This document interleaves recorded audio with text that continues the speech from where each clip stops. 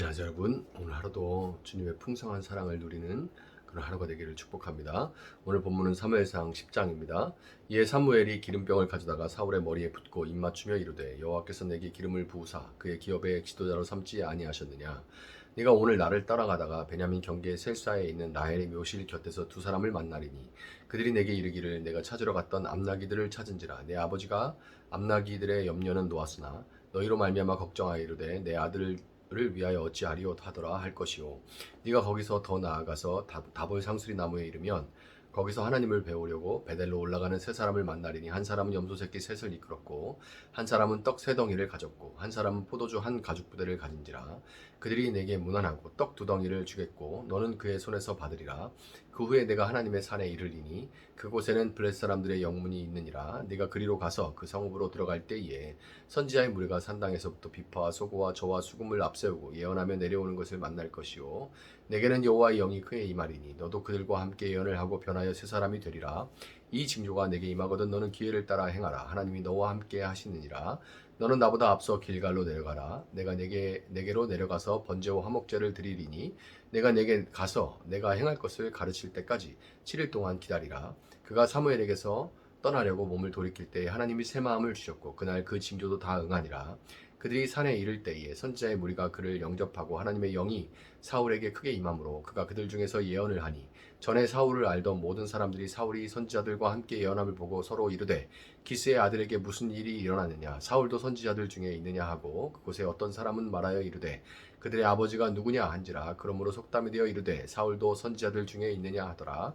사울이 예언하기를 마치고 산당으로 가니라. 사울의 숙부가 사울과 그의 사원에게 이르되 너희가 어디로 갔더냐. 사울이 이르되 암나기들을 찾다가 찾지 못함으로 사무엘에게 갔었나이다 하니 사울의 숙부가 이르되 청하노니 사무엘이 너에게 이른 말을 내게 말하라 하니라. 사울이 그의 숙부에게 말하되 그가 암나기들을 찾았다고 우리에게 분명히 말하더이다 하고 사무엘이 말하던 나라의 일은 말하지 아니하니라. 사무엘이 백성을 미스바로 불러 여호와 앞에 모으고 이스라엘 자손에게 이르되 이스라엘 하나님 여호와께서 이같이 말씀하시기를 내가 이스라엘을 애굽에서 인도하여 내고 너희를 애굽인의 손과 너희를 압제하는 모든 나라의 손에서 건져내었느니라 하셨거늘 너희는 너희를 모든 재난과 고통 중에서 친히 구하여 내신 너희 하나님을 오늘 버리고 이르기를 우리 위에 왕을 세우라 하는도다. 그런즉 이제 너희의 지파대로 1000명씩 여호와 앞에 나오라 하고 사무엘이 이에 이스라엘 모든 지파를 가까이 오게 하였더니 베냐민 지파가 뽑혔고 베냐민 지파를 그들의 가족별로 가까이 오게 하였더니 마드리의 가족이 뽑혔고 그 중에서 기스의 아들 사울이 뽑혔으나 그를 찾아도 찾지 못한지라. 그러므로 그들이 또 여호와께 묻되 그 사람이 여기 왔나이까. 여호와께서 답하시되 그가 진봇다리들 사이에 숨었느니라 하셨더라.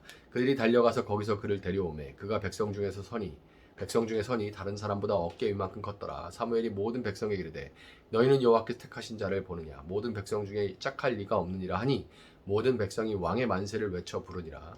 사무엘이 나라의 제도를 백성에게 말하고 책에 기록하여 여호와 앞에 두고 모든 백성을 각기 집으로 보내매 사울도 기브와 자기 집으로 갈 때에 마음이 하나님께 감동된 유력한 자들과 함께 갔느니라. 어떤 불량배는 이르되 이 사람이 어떻게 우리를 구원하겠느냐 하고 멸시하며 예물을 바치지 아니하였으나 그는 잠잠하였더라. 아멘.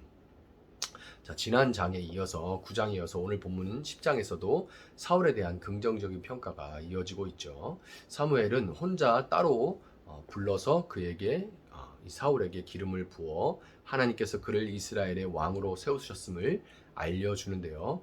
갑작스러움으로 인해서 어리둥절해하는 그를 위해 사무엘은 곧 세 가지의 징조가 임할 것이니까 그 징조가 임하는 것으로 하나님의 택하심을 받아들여라 이렇게 말을 하죠. 첫 번째 징조는 그가 찾아 헤매던 아버지의 나귀, 그 암나귀를 찾았다는 소식을 듣는 것으로서 이제는 이거는 가정에서 아버지 기스의 아들로서의 사울의 역할은 이제 맞춰졌다는 것을 의미하는 겁니다.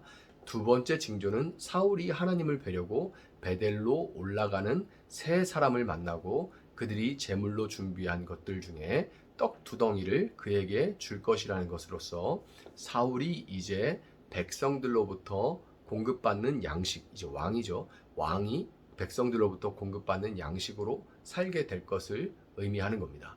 마지막으로 5절에 하나님의 산으로 번역된 이 하나님의 기브아에서 예언하며 내려오는 선지자의 무리를 만나게 될 때 그 선지자들에게 임한 하나님의 영을 사울도 받아서 그들 중에 하나로 예언하게 될 것이다 라는 그런 징조입니다.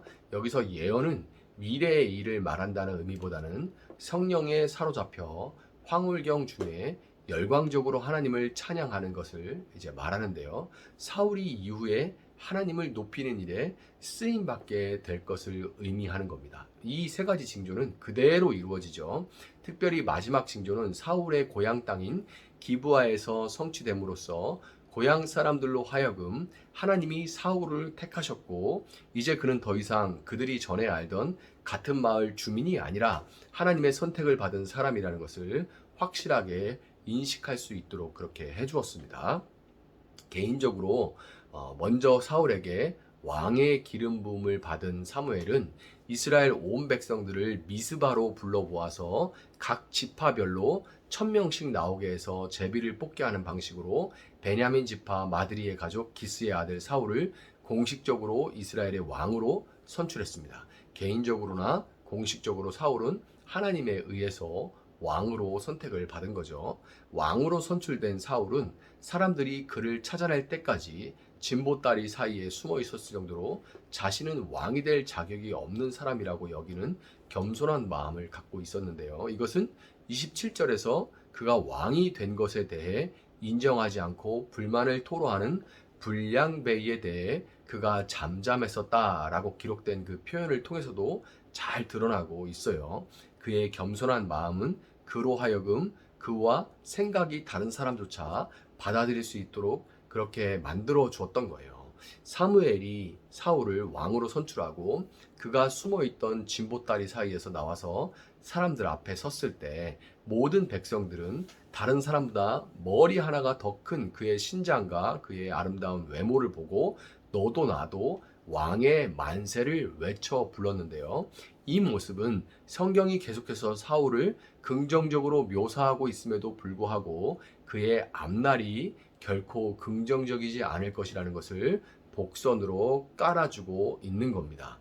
하나님이 이스라엘 백성이 좋아할 만한 모든 조건을 가진 사울을 택하시고 그에게 기름 붓고 성령을 부어주심으로써 그로 하여금 공식적으로 왕의 직분을 감당할 수 있게 해주셨지만 사실 이 모든 것의 시작은 백성들이 왕을 요구한 것으로부터 시작된 겁니다.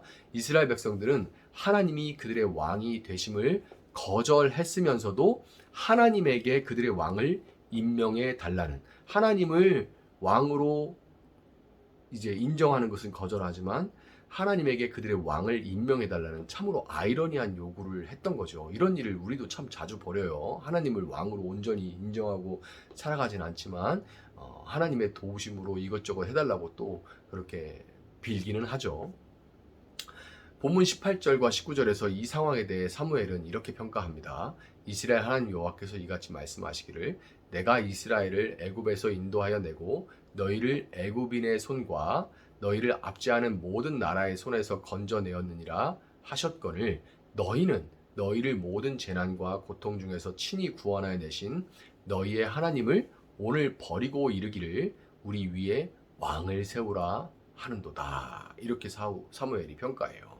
결국 사무엘을 통해 하나님이 세우신 사울은 스스로 왕이 되어 자신의 삶을 다스리고자 하는 이스라엘을 대표하는 인물이고 그가 가진 모든 조건과 자질들은 그들이 만들고자 스스로 왕으로서 만들고자 하는 그 나라에서 누구나 되고 싶어하는 그런 이상적인 인간적이고 이상적인 그런 모델인 겁니다. 그렇지만 여러분 사람의 조건이나 자질 그리고 겸손함으로는 결코 하나님의 의에 이를 수가 없습니다. 사람은 잘나면 잘난 대로 교만하고 못나면 못난 대로 그나마 있는 것을 빼앗기지 않으려고 더 손을 움켜쥐면서 결코 하나님을 자신의 왕으로 인정하며 그분께 순종할 수가 없는 존재입니다.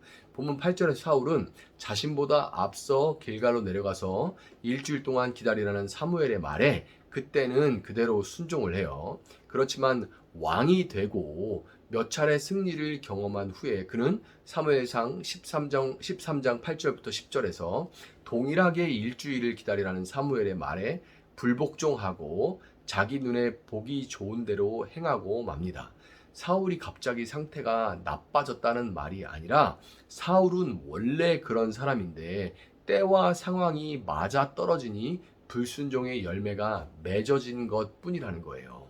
여러분, 사울과 같이 세상에 많은 사람들은 신앙이 있든 없든 각자가 하나님으로부터 부여받은 좋은 조건과 자질들을 갖고 있지만 그것들을 가지고 스스로 자신의 삶을 다스리려 하는 이상, 하나님 없이 스스로 행복을 찾으려 하는 이상 결코 하나님의 의에 이를 수가 없고 사울과 같이 실패할 수밖에 없는 겁니다. 사람의 자질에 근거한 겸손함이 아니라 하나님을 내 삶의 주인이요 왕으로 인정하는 데서 오는 참된 겸손함으로 그분의 뜻에 순종하는 삶을 살아가는 여러분들이 될 수 있기를 예수님의 이름으로 축복합니다. 잠시 기도하겠습니다. 사랑하시는 하나님, 감사합니다. 오늘도 하루를 살아갈 수 있는 말씀을 허락해 주시니 감사합니다. 하나님, 우리는 다른 사람들과 비교할 때 자격과 조건, 더 좋은 자질과 조건들을 갖고 있지 못할 수도 있습니다. 그렇지만 더 나은 조건과 자질들을 갖고 있는 것으로 하나님께서 우리를 택하시고 부르시고 하나님의 사람으로 만들어 가시는 것이 아니라 하나님을 얼마나 왕으로 인정하고 하나님의 뜻에 따라 살아가느냐 하는 것이 하나님이 우리에게 관심을 갖는 것이라는 것을 기억하고, 하나님, 정말 우리가 내 스스로의 스스로 왕되고 또 세상이 인정하는 그런 조건이 아니라 하나님을 왕으로 인정하고 하나님께 순종하는 삶을 살아가고자 우리가 하나님께 기도하며 나아갈 수 있는 저희들 될 수 있도록 하나님 함께하여 주시옵소서. 감사하며 예수님의 이름으로 기도합니다. 아멘. 오늘 주신 말씀 붙들고 계속해서 기도합니다.